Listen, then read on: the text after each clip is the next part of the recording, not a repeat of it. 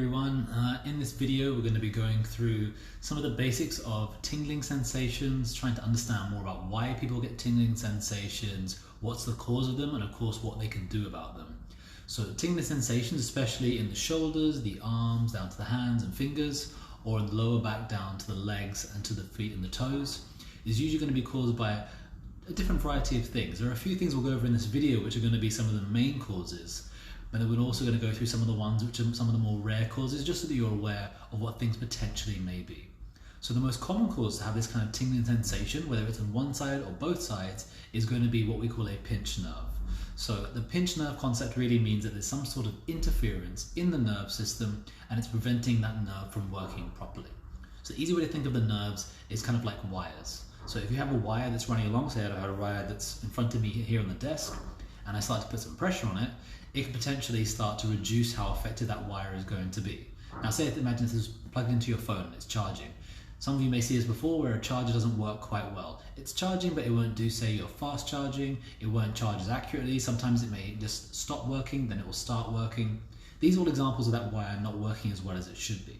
But your body, of course, is much more complex than this. So instead of it actually sending less information down, which would actually be more similar to being weak or being numb, it can end up sending sometimes the wrong information down or sending more information down, which may be something similar to pain, to tingling sensations, or even what we call other parasthesias or allodynia, which is where you start to feel a different sensation than you should be. So tingling is actually a good example of allodynia because it's where instead of feeling, say, nothing or feeling one kind of sensation, you start to feel this other kind of tingling sensation, and sometimes it may be similar to something like pins and needles.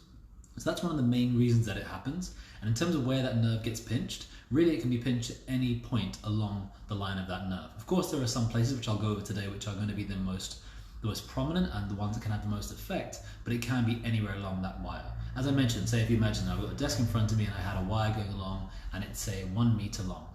There could be pressure on that wire at 10 centimeters, at 50 centimeters, at 75, at 1 centimeter, all the different places. But all of them can start to affect the overall effect of what's happening.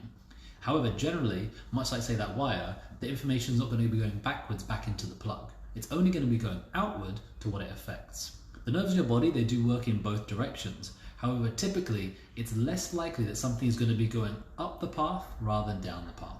And what I mean by that is, say we talk about the idea of these nerves like wires. Imagine one of these nerves running from the neck, comes down your shoulder, down the arm, all the way, and it runs to my hand, and to this finger, to my middle finger. If it's running through, anywhere along that line, that nerve can be pinched. So it can be pinched, again, pinched is a term we're using, but really it means more just interference on the nerve. But it could be at the neck, it could be at the shoulder, it could be in the arm, it could be in the elbow, it could be somewhere in the forearm, it could be at the wrist, or it could be somewhere in the hand, or potentially at the fingers. These are some of the more common places, or more potential places. Sometimes it can be unlikely, and it may happen, say, in the middle of the arm, but usually it's in one of the joints. But most commonly, it's going to be happening at the neck itself. Now, I mentioned how things can't go up. Instead, they usually are going down.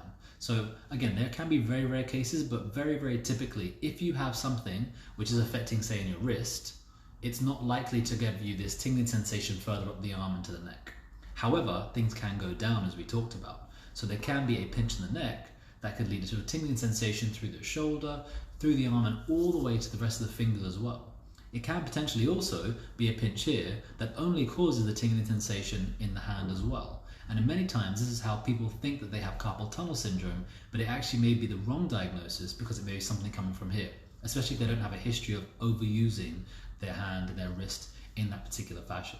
So one of the most common ways is always going to be that pinch nerve. The other two ways which we'll go over are less common, but it's something that you should be aware of, especially if you are having this kind of tingling sensation problem, whether it's in the hands, the legs, or going to be further down to the feet as well. So one of the other ways it can be is if there's some level of toxicity or if it's something that you're consuming. So most commonly it can be certain types of medication, especially those which are for HIV or for certain parts of a cardiac system, such as if you've had previously a heart attack or some other problems with the heart.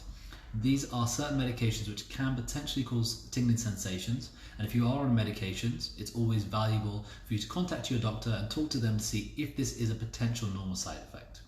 Another way, as well as that toxicity, is if there is going to be a lack of certain things, such as B vitamins within the body, or having too much of stimulation of certain types of other vitamins or minerals within the body.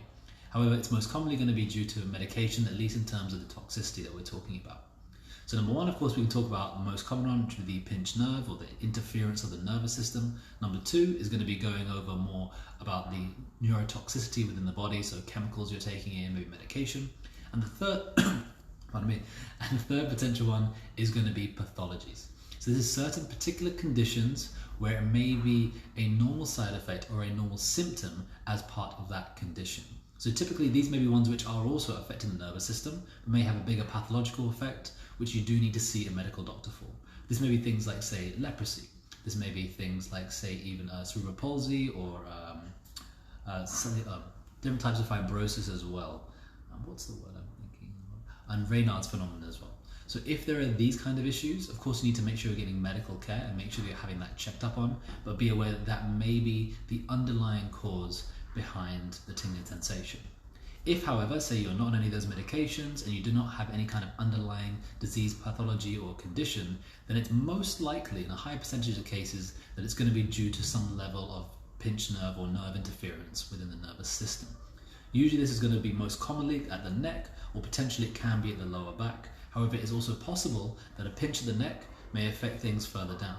We talked about, again, these wires of the body, these nerves. They're not just running in your arms and in your legs, they're running through the center of the body, through the spine. So if there is a pinch here, it can go down and affect down there, and this can be what we call an upper motor neuron lesion, which affects further down to the lower back, the legs, and could even cause tingling sensations in the legs, as well as other changes such as weakness, cramps, pain, or pins and needles. If you have any questions about this or tingling sensations, feel free to give us a call at 8438-9550. You can comment below this video, or you can send us an email at help@vitalitychiropracticcenters.com.